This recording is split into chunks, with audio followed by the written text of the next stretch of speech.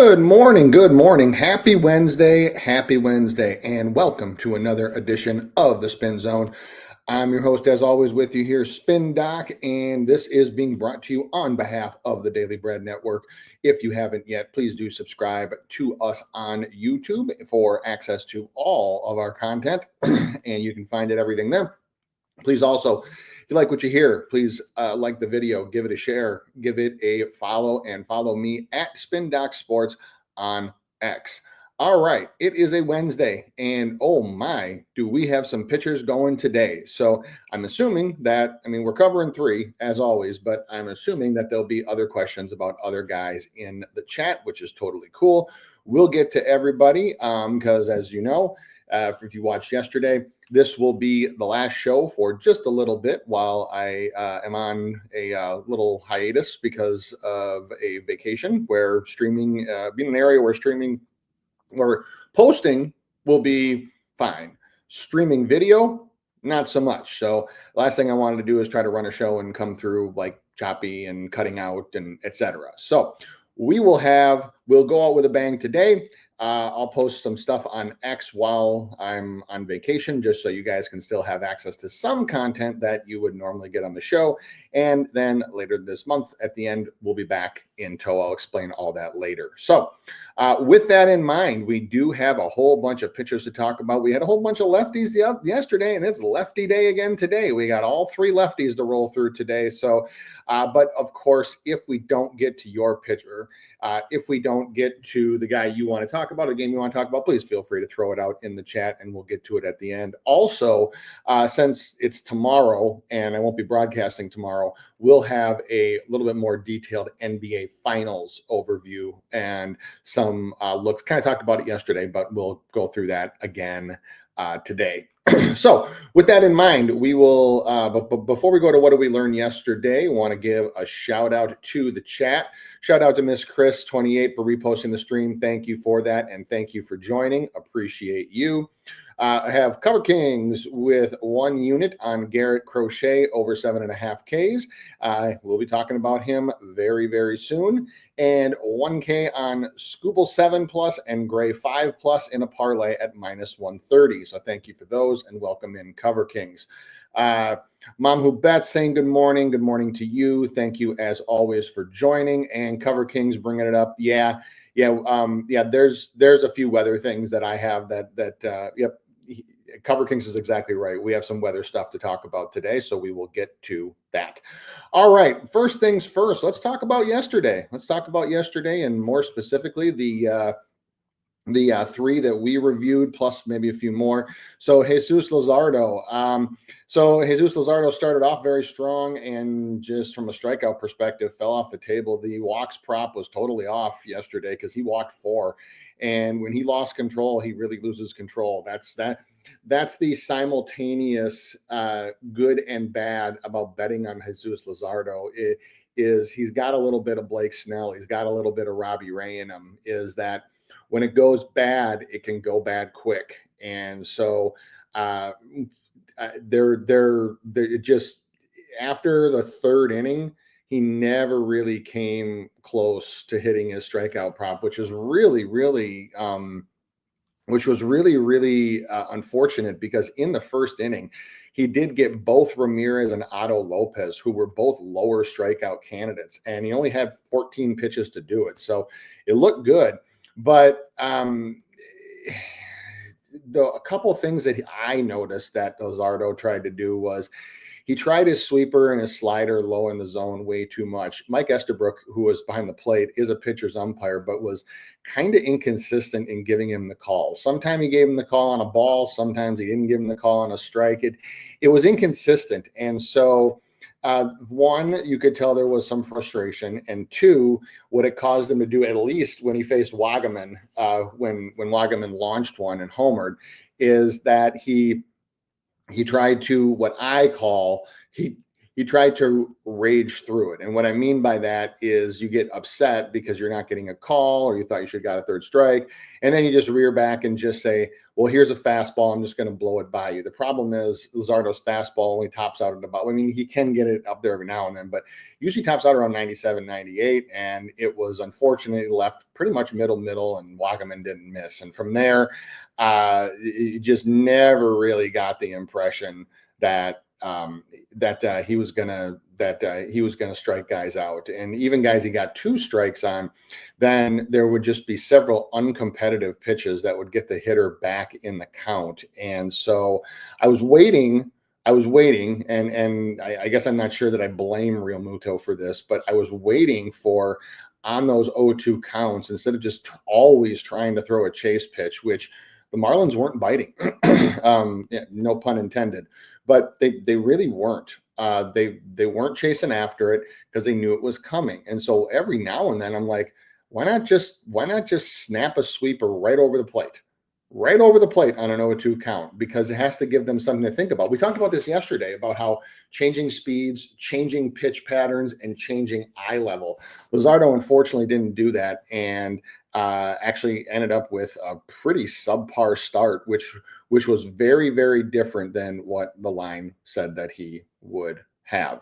And yeah, Cover King saying I checked my phone in the 4th and was shocked. Yeah, the 3rd rattled him and the 4th got him, is because I was watching. I watched almost the whole thing, and that the 3rd rattled him with the Wagaman thing, because there were a few pitches where he thought, I thought too, but he should have gotten low strike calls and he tried to overcompensate by just rearing back and saying, here, hit this. The problem was he threw it at 97, 98, right down like middle, and Wagaman didn't miss. And from there, just mentally, it just wasn't good. It was bad.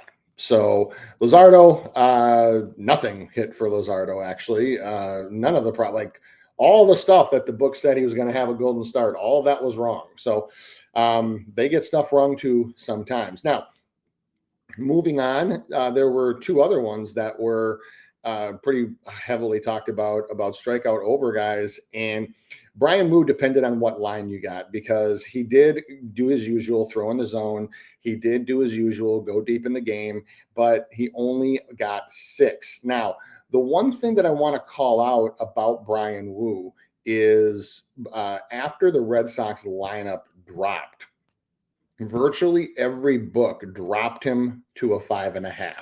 Virtually every book dropped him to a 5.5, with the exception of FanDuel, which, as we've talked about, tends to be the sharper book when it comes to lines and to props.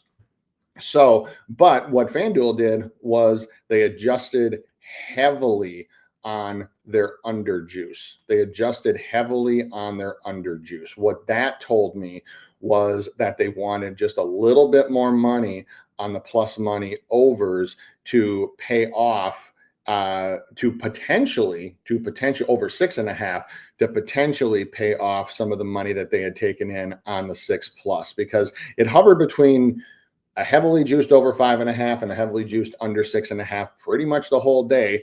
And that they were exactly right on that one, because that's exactly where he finished, 6 on the dot. And you know, he still got pulled at 86 pitches. And which was interesting, because the Mariners just obliterated Walker Buehler. So up 8-0, you know, pitching a 1-hit, 2-walk gem. Would have thought they might have let him take the 8th, but he is still a kid, and the Mariners haven't really done that this year. They haven't really let him go. They haven't let him go to 100, I don't think, yet. And so, unfortunately, if you did take the 6.5, that did not hit. But if you got in after the lineup, which is another reason why I always advocate waiting for it and the subsequent line movement, is that you would have gotten the 6+, which did cash. And then almost last but not least, but Robbie Ray. So talked about how poor the Guardians lineup is after the first 2, but the issue here was, for me, that the Hedges got put in for Naylor at in the final lineup. And you look at Hedges' strikeout percentage, you look at his contact metrics, you look at all of his stuff, and this was what did it for me, and this was why I ultimately passed on Robbie Ray, was that Hedges got put in for Naylor by all contact metrics. Hedges should have been an easier strikeout. Hedges should have been a strikeout where Naylor was a half, and the line for Robbie Ray did not move. And so, like it didn't move anywhere. It just kept staying at that even 6.5. And it felt very, very trappy to me after the change. If it would have been that line with Naylor, like they may have gotten me, because that to me is the correct line. And I talked about all the reasons why I liked Ray yesterday. When they switched to Hedges, who is an easier strikeout candidate, and even in the 9-hole, has worse contact metrics to the stuff Ray throws, and the line doesn't move in the slightest. You rarely see that happen. And it played out live on TV because Robbie Ray finished with 5 strikeouts. Didn't pitch a bad game either. He threw 102 pitches and he only walked 2 guys. I wouldn't say he had a phenomenal start, but I think he had a good start. And his offense, unfortunately, let him down a little bit and caused him to not get the win. So those are kind of the little things that I took away from yesterday. Especially when I see for a team like the Guardians that has all these 3 contact guys and these 3 basically dead spots in the lineup, even though he did get Santana on a wicked curve. But you see those 3 dead spots, and I talked about yesterday about how then you need other guys that have multi-K potential around, and Arias did his job. But Hedges wasn't quite a 1+ candidate, but he was a 1 in comparison to Naylor, who was a 0.5, a 50-50 shot. And so when those things like that happen and you get that positive lineup for you, what I also do is I go and look at how the line reacts, because sometimes it doesn't, but for more popular pitchers, it usually tends to adjust. And Robbie Ray's line did not move at all. And that told me that something was up. And that's when that gut feeling in me just said, it's not worth it. You got to pass. And that's exactly what we did. So, yeah. That was pretty much it from yesterday. I know Soroka, we had briefly talked about Soroka, kind of went nuts against the Rockies. So, really the headline there is just, if you're going to bet on a pitcher against the Rockies, all you can do is take the over. That's pretty much the headline. All right, before we get started and on with the business of the day, I want to shout out to Adam's Digest. Good morning to you, my guy as well. For Cover Kings, we had Woo at 5.5. Got lucky on the 5.5 lab when the line dropped. Yep, it did. Dropped right after the lineup came out, and just the way it was lined, I thought 6. I had 6 in my head, but I also the juice was really heavy on it. Obviously, when they're dropping from 6.5 to 5.5. So in the end, like I said, we just passed on it. But Ohio Sports Talk, welcome in, my guy, saying Cleveland will bounce back. Yeah, I think as early as today. And then saying, Cover King saying, Fanatics limit my account to 10 a bet on strikeout props. For some reason, they didn't limit alt strikeouts. So yeah, alt strikeouts can be a good market. It can be a good market, especially if you have a guy that's kind of on the line between those, or if you have a guy that has like a Rockies tax +1, like obviously Grant Holmes would have worked for that. Soroka would have worked for that. So definitely can use that as an indicator and as something that can get you nice plus money. All right, 3 pitchers to talk about today. And the first one is, speaking of the Mariners, the opponent for the Mariners today would be Mr. Garrett Crochet, striking guys out at a 30.6% rate and walking guys at 7.3%. He gets the Mariners today at 4:10 Eastern with a line of what you would expect at an over 7.5, heavily juiced, with an under 7.5 at +120. So Garrett Crochet. So first of all, Garrett Crochet averaging over his last 10, 8.2 strikeouts per game, 7.8 for the year. So this 8 is pretty well set, and from my view, pretty correct where it should be, because because you have a guy where you have his average at 8, And you also have where if he's at home, this probably would have been a 7. This probably would have been an 8.5 with some juice on the under. But on the road, you get a 7.5 juice in the over. Outs are set at 18.5. You have walks and hits set exactly where they normally are at 4.5 and 1.5. Now, there is really nothing in this line that would suggest to me that Garrett Crochet won't flirt with hitting this over. He spends 52.3% of the time in the zone. His zone contact is 75.8%. The Mariners as a team have been better. I will say that they've been better at zone contact, especially a few guys, but their overall zone contact over the last 2 weeks has been subpar at 84.4%, which is under league average. They also don't swing in the zone. And so what I usually look for when I look at the Mariners is I look for who is not going to swing in the zone, and then what is their zone contact. The reason being is because Crochet operates in the zone so much, because really his most often thrown pitches are a four-seam fastball and are a cutter. It's those two. And really a cutter is just a cut fastball. It's the same pitch. So you throw it different locations, you throw it different spins, different heights, but really it's just two variants of a fastball. So fastball in the zone a lot. So what I look for is, because if you take is who takes pitches in that zone. Because if you take pitches in the zone against this man, then you're putting yourself in a world of hurt, because when he gets ahead in counts, Garrett Crochet has a strikeout percentage of nearly 50%. Now, and that's especially true when he gets strike one. He has a strikeout percentage that's like, I think 37 or 30. It's up there. And then when you get ahead at any point, like say 1-2 or like that, that goes up to almost 50. So the Mariners lineup for today projected is going to be 2 lefties and 7 righties. Now, I'm not sure if they're going to go lefty with Young at the bottom, just because Crochet does have a really, really good history against lefties this year. Now, the question then becomes, what do we have for our zone swing for the rest of these guys? And we have Crawford leading off, who doesn't swing in the zone. We have Julio Rodriguez, who does swing a lot in the zone. We have Cal Raleigh, who swings a lot in the zone. So we have one taker and 2 swingers, but the 2 swingers are under league average when it comes to zone contact. So between Crawford, Raleigh, and Rodriguez, I think that you can get 2 there.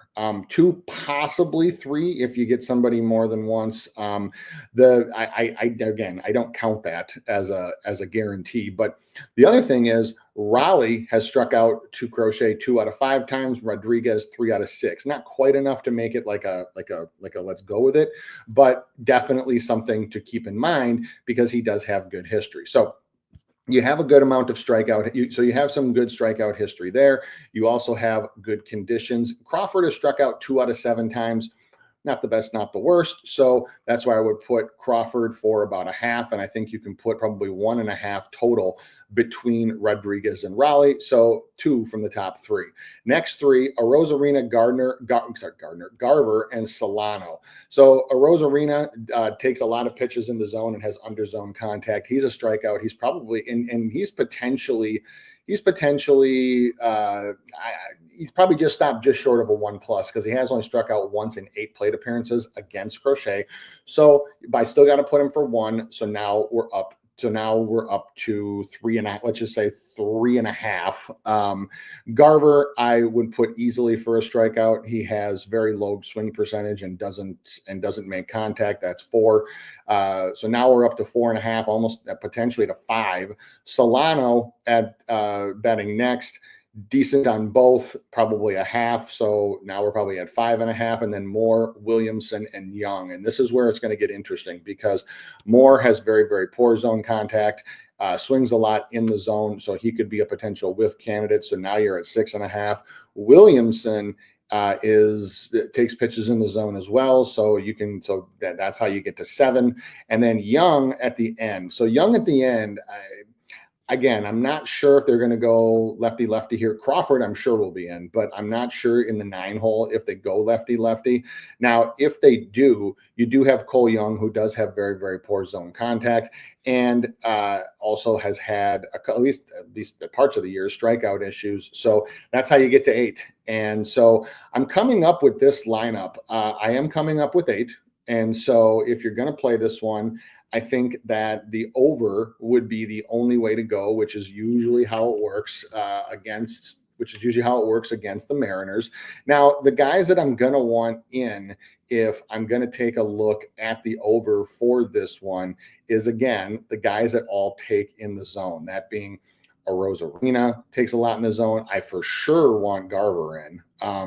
And I'm guessing because it's a lefty that he will be. Not sure if because he's a switch hitter, if they're going to bat Polanco instead. And that's the one thing to be just a little interested in, is that if they bat Polanco instead of Young and organize their lineup that way, because Polanco does have great zone contact metrics. He's got a high zone swing percentage, and overall, Crochet has faced him 6 times and has not gotten him. He's not, I wouldn't say he's a dead spot, but he's a guy where if he's in for one of these guys that have this poor zone contact, then, like, for example, if they catch Raleigh, DA and put Polanco at second base, or put DH Polanco, something like that, that could change this considerably. So I'm waiting for the lineup, and I want to see how many lefties they put out there. I want to see if they go Young at the end.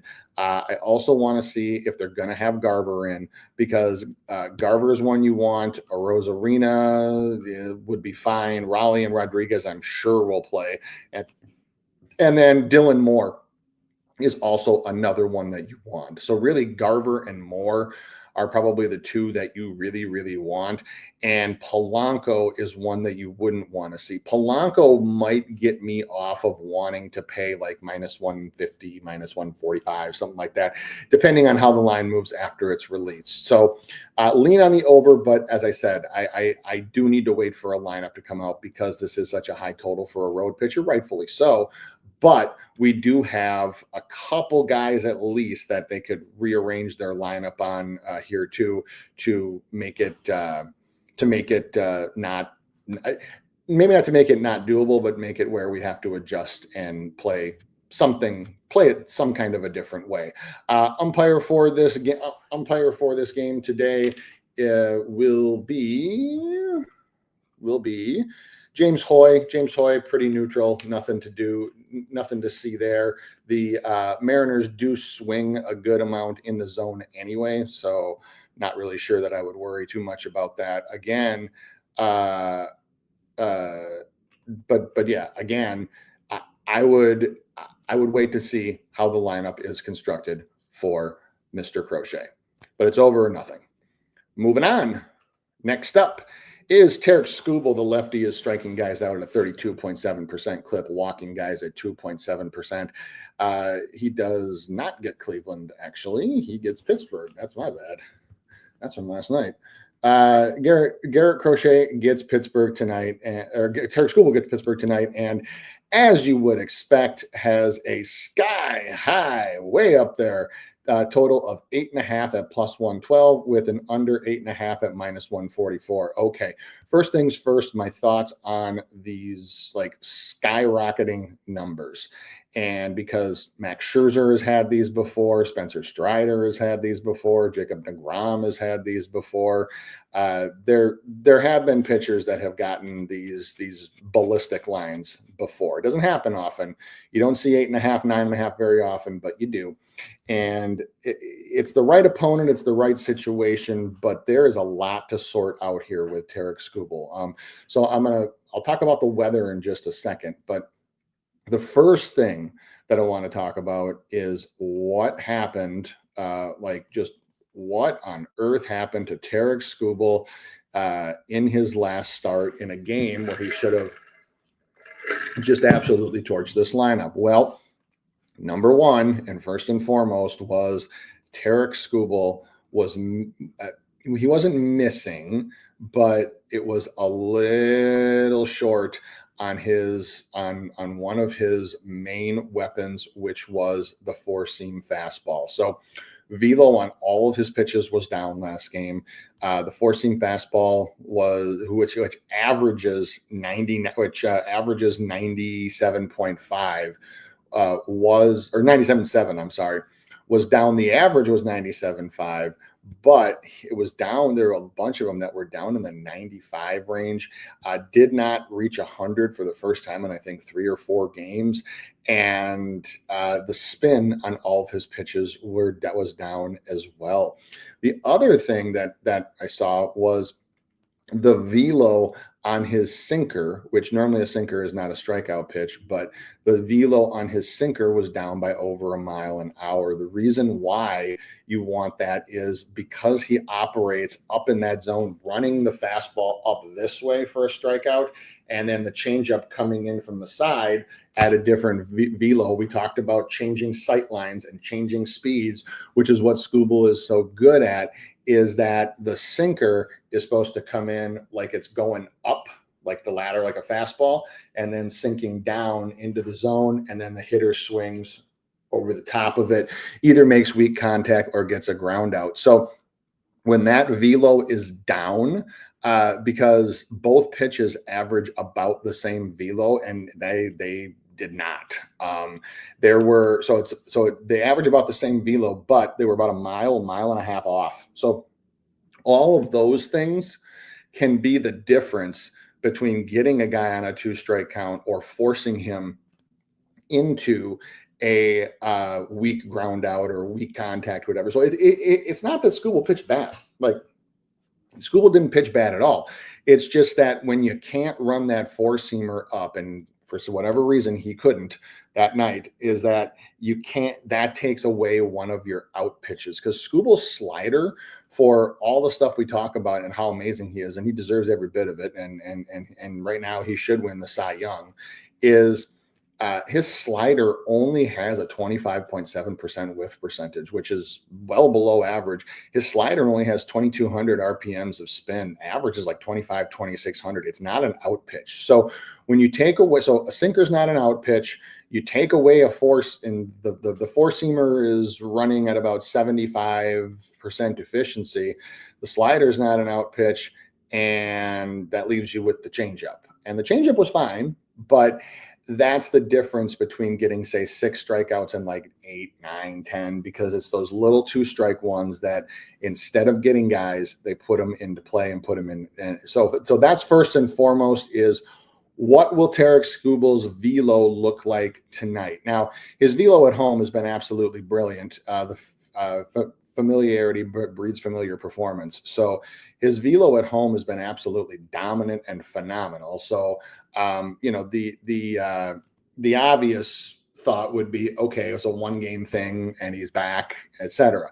Now you got to look at the other peripheral things, and you have to look at the weather. And right now, what the weather projections are, and this is taken from Kevin Roth, WX. This is the one that Sharpie has talked about.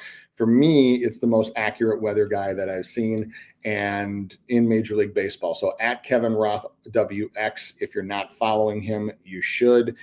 His updates are timely. They are accurate. They are meaningful, and they talk about what impact the weather could have on the game versus just, there's some storms moving in. Okay, like big, small, lightning, no lightning, like all those things. So anyways, give them a follow if you haven't yet. So right now, the forecast for the game is it will be stormy around first pitch, and there's light rain for another hour or 2 after that. So, but then it gets dry. So here's where we're at, is that, do they start the game on time?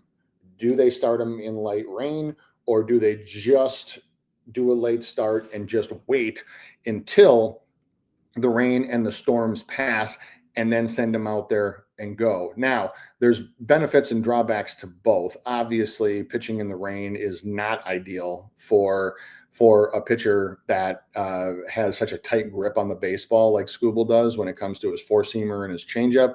That's how you get the spin and the location, is by having a tight. It's actually, I mean, part of it's your arm and lower body strength, but the biggest part is the grip. And so when the the grip is impacted, you also can have teams, especially if you're playing tomorrow, is that.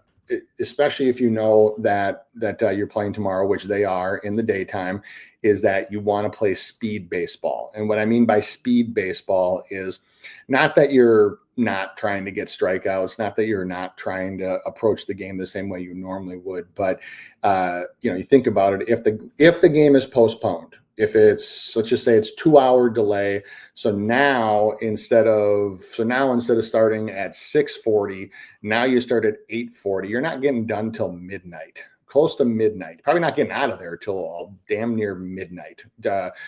After everything's done and post game and interviews and all that stuff. They play again tomorrow at 1:10 p.m. Eastern time. So that's kind of my point, is that there's a lot of iffiness from the peripheral factors in this game. I'll say about the strikeout prop is that I can't take an under against Tarek Skubal at home against the Pirates. That's just not happening. So it's over, it's modified over, or it's nothing. And I need to wait until I know more about how this game is going to go. Because even if there's not going to be weather during the game, if there is weather before the game, then you have the potential for them to go out and maybe Skubal just throws his sinker a whole bunch and gets a whole bunch of ground ball outs to just get him out of there. He can do that because he's Tarek Skubal, so he doesn't need to get those strikeouts. Now, if the game goes off as normal and the weather all cooperates and all those things, and like I said, if the game just goes off like it should, right now you do have the projected Pirates lineup being 1 lefty and 8 righties, and so. I mean, the short answer to the question of is there 9 strikeouts to be had out here? Yes, there definitely is, especially when, and shout out to Berg for calling this one out in VIP. So no Reynolds because his wife went into labor. So congratulations to the Reynolds family, but he'll be on paternity leave. So he'll be gone today. And right now, is that really the only one that I'm seeing as a potentially tough get, because Reynolds has faced Skubal 10 times and only had 3 strikeouts. And you might think, okay, it's still 30%. Yeah, but against Tarek Skubal, that's actually not that bad. But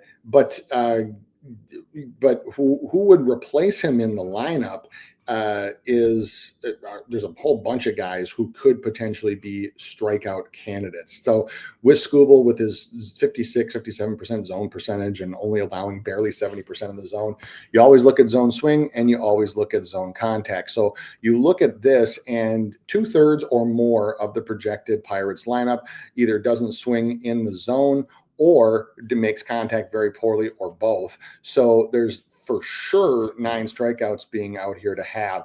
My problem with just firing on it now is that I don't know when they're going to start. I don't know what the strategy is going to be because they play tomorrow at 1:10. And so this might be one where I might try to take it down and pair it with something, or might just let it be, because again, I normally am pretty cautious when I see a guy's four-seam fastball down and there's no stories that indicate, oh yeah, he was slipping off the mound and he gets back home, so it should be fine, or the dirt was bad.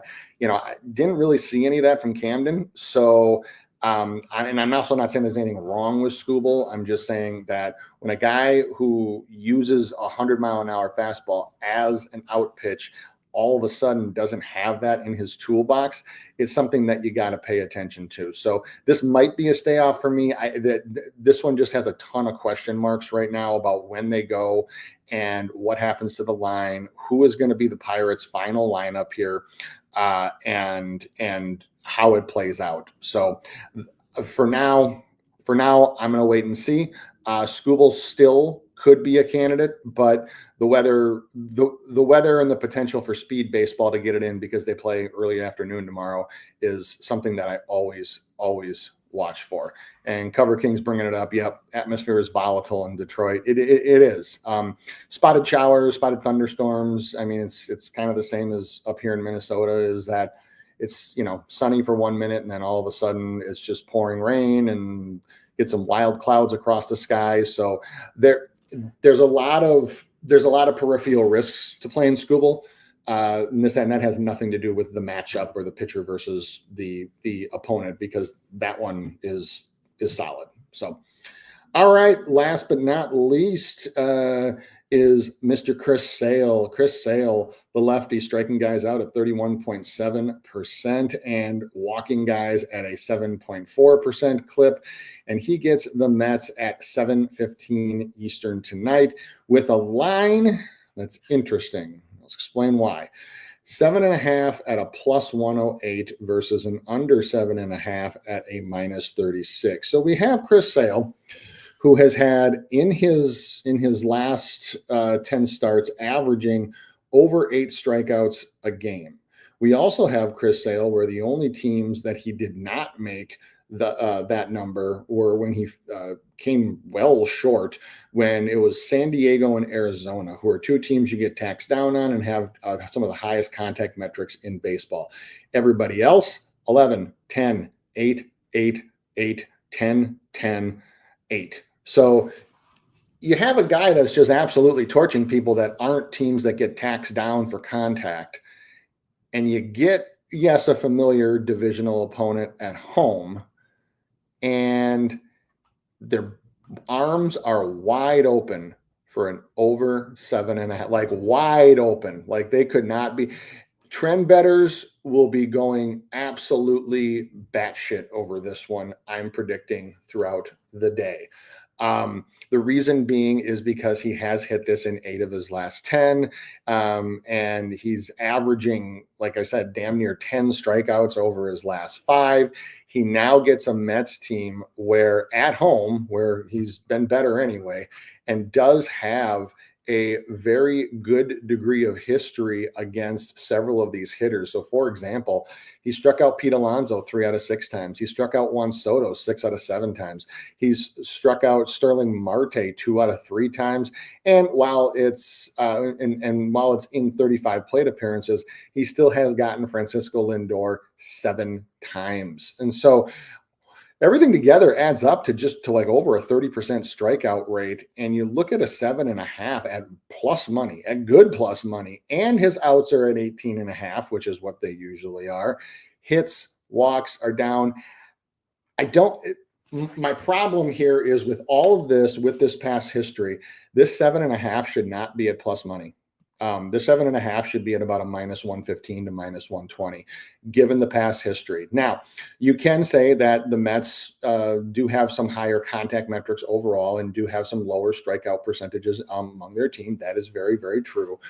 But this line, based on all the past averages, this juice to me should be minus 125 ish, but it's not. It's flip-flopped and it's the other way around. And so you have heavy juice on the under. What that tells me is saying, please, please, please, please take our plus money over. Please take our plus money over. And so that's the first thing that stands out to me about Chris Sale today, is that, and I mean, we talked about it yesterday. The books can be wrong. They were wrong with Luzardo.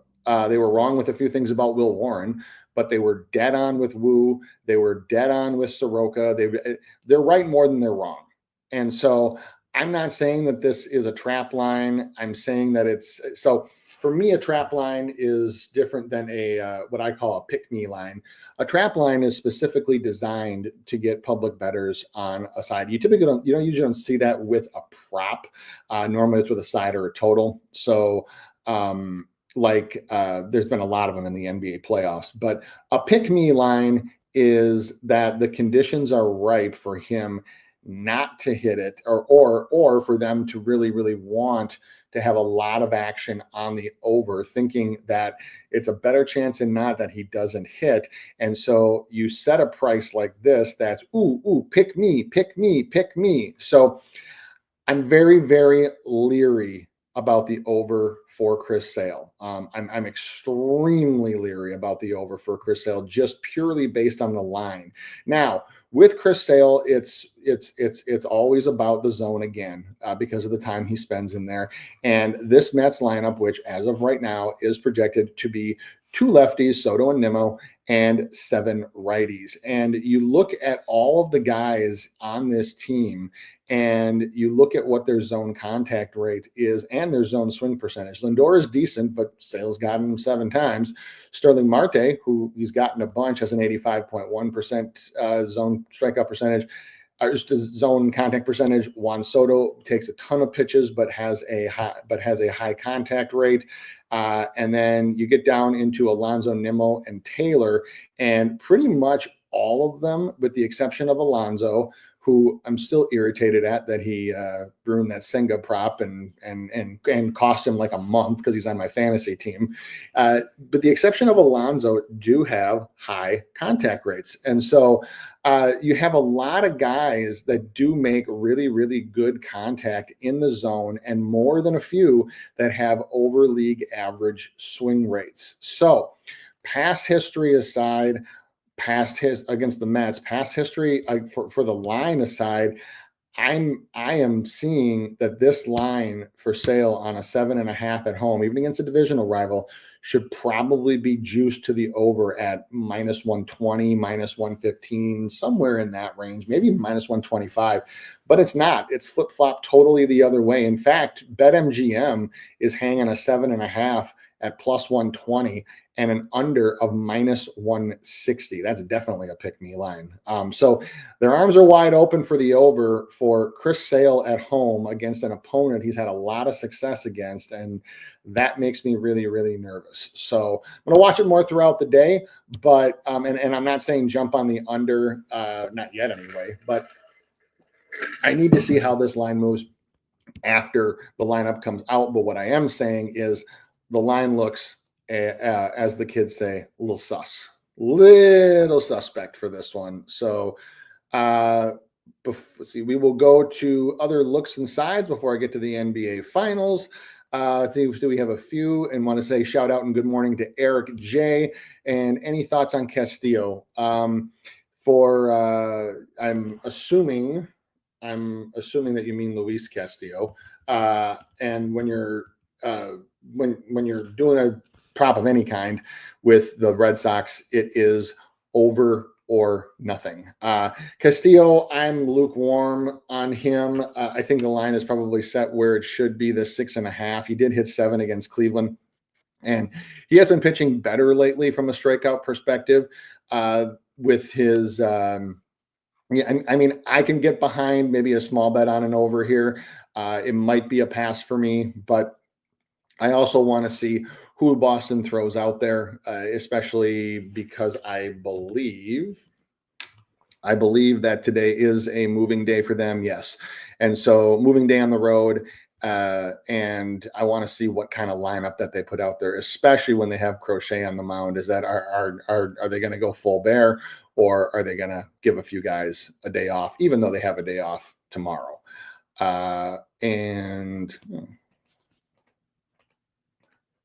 All right. And let's see.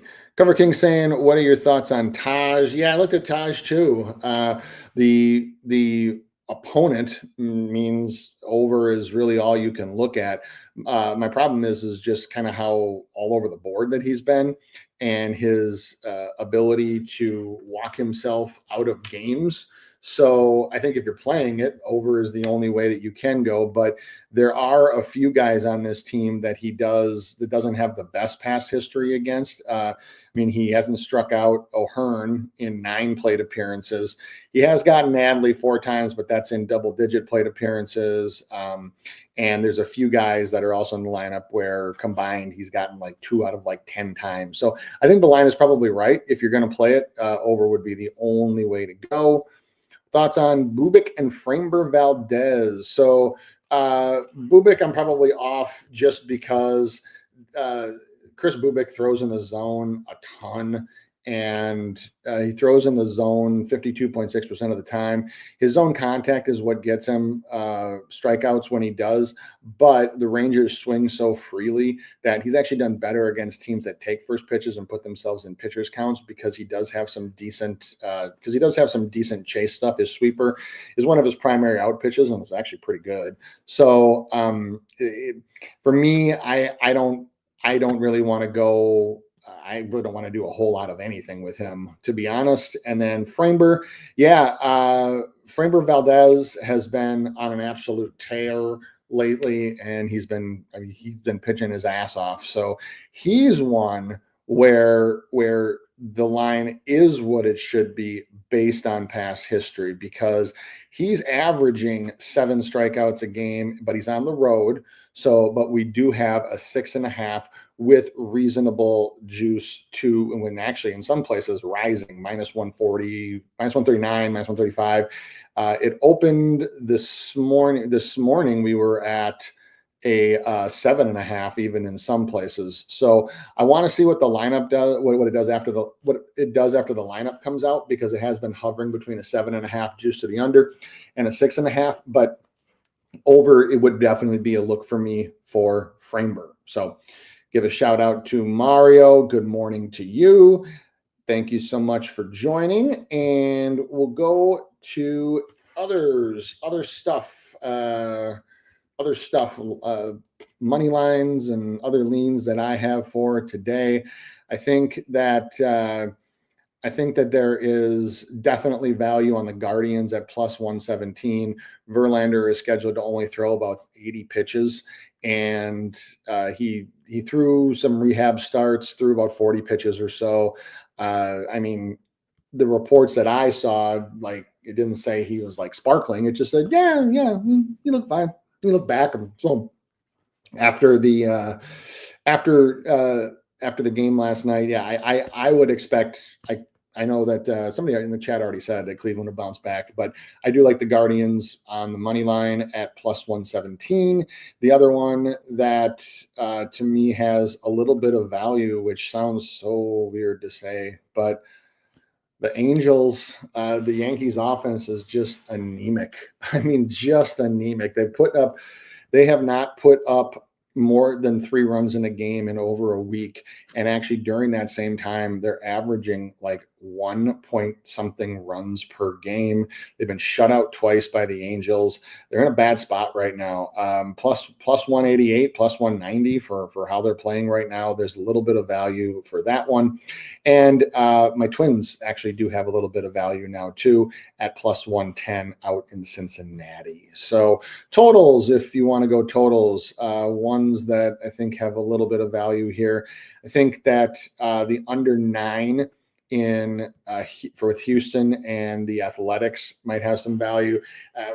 2 reasons. 1, Fram Diesel, and 2 is that from Houston's perspective, when you think about it, like a team doesn't usually, even in a park like that, come in and put up like 300 bazillion runs game after game after game. Houston went ballistic last night on JP Sears. That we actually cashed both of those in VIP, his strikeout prop and the over, because the Astros have just pounded him. But it's a little bit different story tonight. So I'm actually leaning on an under for that game, just because, 1, because the Astros came in and just were a powder keg and scored so many runs, and 2, Framber line says that he does have a pretty decent start. And then the other one would be the Royals and Tigers under. And that's where I think not so convinced about Bubik's strikeouts, but I do think that he can have a good start. So Andrew, a little bit late. Welcome in though. Better late than never. Thanks for joining. Hendricks looked like an all-star. Yeah. Actually, a lot of pitchers have looked like an all-star against the Yankees lately. That's why I said, like, one of my leans would be on the Angels money line. The Yankees can't score runs. Last week and a half, they're averaging like 1 run per game. Ugh. And saying, did I miss you breaking down Bubik and Sonny Gray? Bubik, yeah, is a little bit earlier. But basically, my overall take on him is I would probably lean on things like maybe his outs or even potentially to get the win than I would his strikeouts. I also like a little bit of lean on the under for that game, and and then also did Sonny Gray. So Sonny Gray, I think, is probably set where right around where he should be. I it's a tough line for me, especially because I don't have an outs prop for him yet. So, and if I remember right, was there weather in that game? Yeah, there's going to be rain at the first pitch. So they could actually have a very, very long delay at the start, possible postponement. So for those, I usually just stay away from guys for strikeouts, especially if it's a 6.5 like Gray has. If there's going to be any kind of weather delay, you don't want to.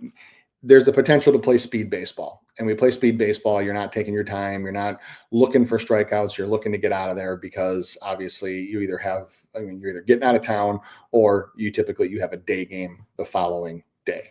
So Mario saying Severino sucks at home. He says he hates playing in that minor league park. Yeah, I would hate it too. Man, like Houston just had a home run derby last night. Like I said, we cashed the over very, very easily. And JP Sears is a pitcher that they just obliterate. So I totally understand that one. All right. What do I think of Lodolo? I think that there's value on the Twins money line for us to win as far as like, what do I think Lodolo will do from a strikeout perspective? Lean on the over, but I got to dig into lineups, and I also got to see who we put out there. Second lefty in a row for us. I'm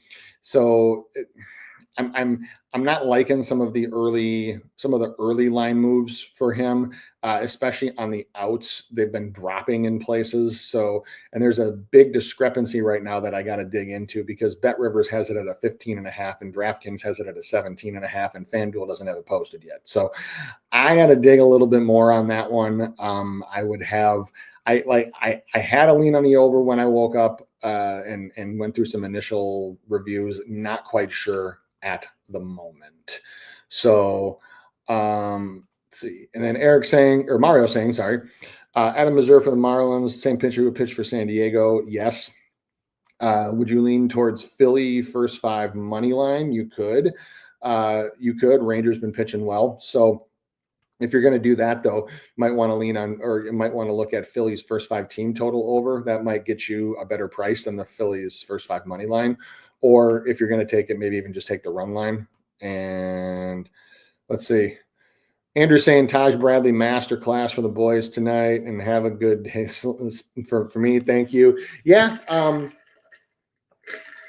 If you're going to do it, over is the only way to do it.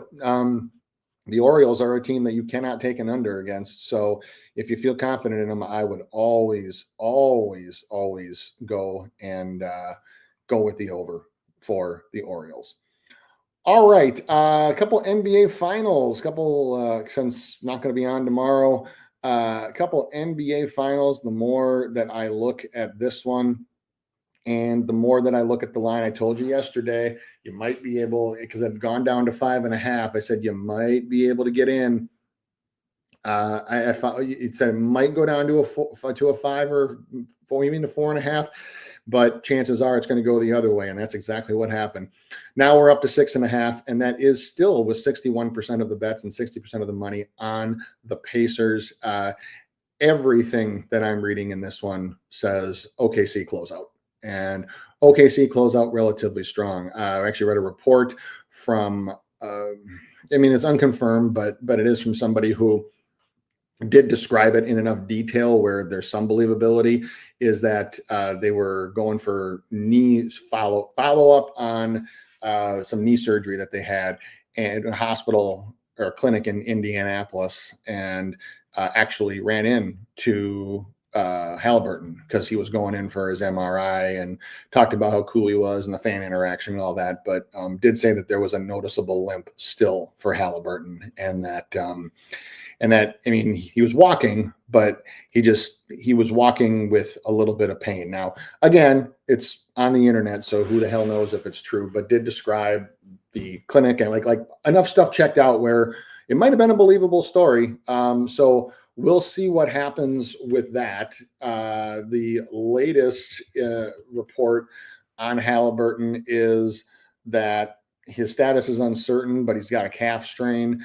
And I honestly am 50-50 on if he even plays, because the problem is if you play him and he's in that bad a shape, it's actually a detriment to your team because it's a dead spot.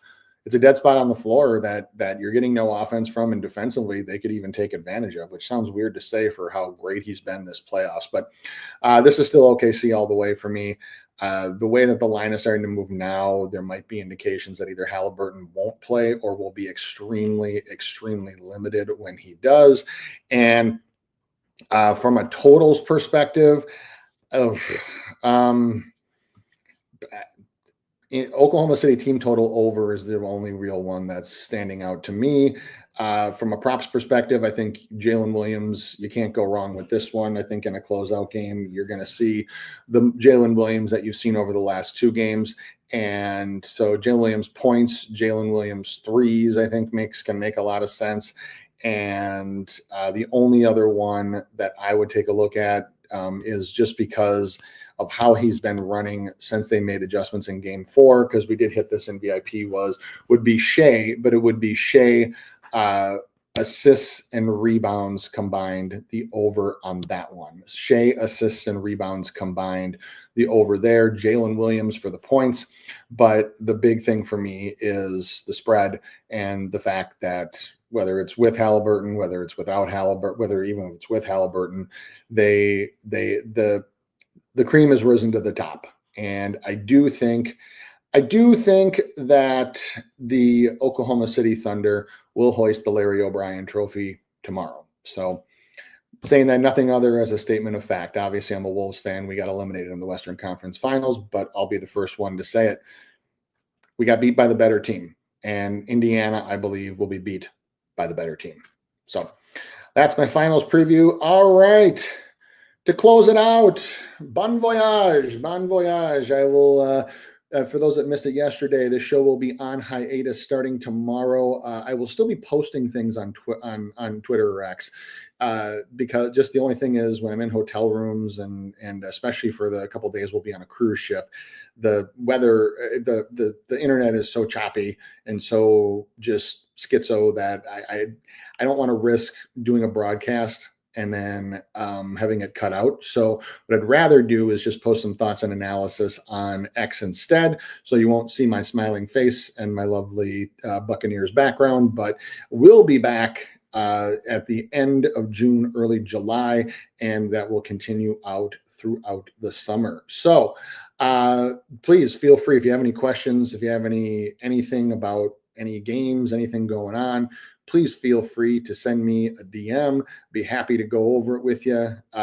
If my response is a little bit delayed, please understand. Like I said, I'm in a car or I'm at a beach or something like that. So thank you all for being with me. And this is not goodbye to the Spin Zone. This is just, we'll see you in just a few. So one last time through the chat, Miss Chris, thank you. Cover Kings, thank you. Mom Who Bets, thank you.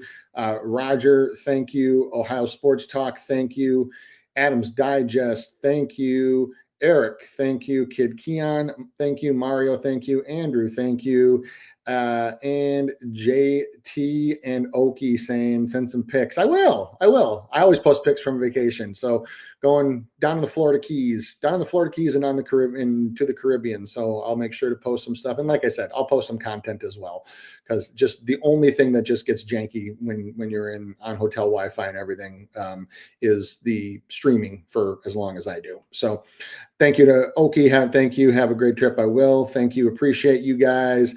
Appreciate everybody for the show. And this will just, like I said, not goodbye. It's bon voyage. And we will see you the next time the Spin Zone is live. DM me with any questions. Best of luck. Please make sure to subscribe to the Daily Bread Network on YouTube. Follow me at Spin Doc Sports on X. Like the video if you like what you hear. I am heading south. See ya.